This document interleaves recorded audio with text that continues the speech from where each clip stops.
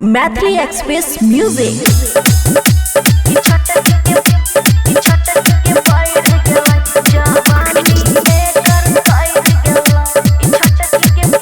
खुशी recording studio Baluaha. दिनों पे दिन एकर बदलै छै पोज, कतो ने कतो इलै छै हे गए।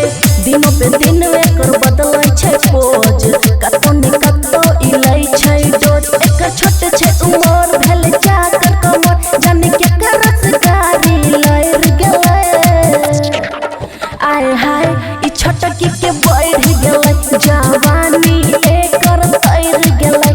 आय हाय ई छोटकी के बढ़ गेलै जवानी एकर तैर गेलै।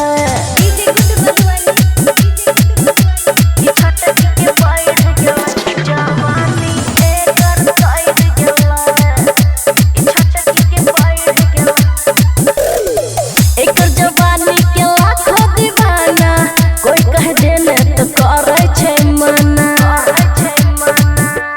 हे गए एकर जवानी के लाखों दीवाना, कोई कह देले तो करे छै मना। दिन जे छै नस नस चली बांधे जब कैसे त सांप की अखियां में गैर गेलै। आय हाय ई छोटकी के बढ़ गेलै जवानी एकर तैर गेलै। आय हाय ई छोटकी के बढ़ गेलै जवानी एकर तैर गेलै।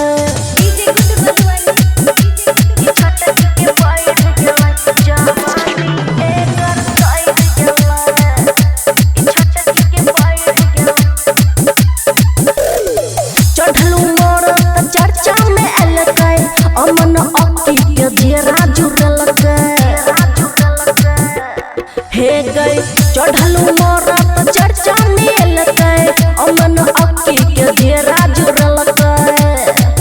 जब पिन्हे छै ड्रेस सबके मन होइ छै फ्रेश, खुशियाँ सबके मन बढ़ गेलै। आय हाय ई छोटकी के बढ़ गेलै जवानी एकर तैर गेलै। आय हाय ई छोटकी के बढ़ गेलै जवानी एकर तैर गेलै। खुशी रिकॉर्डिंग स्टूडियो बलुआहा।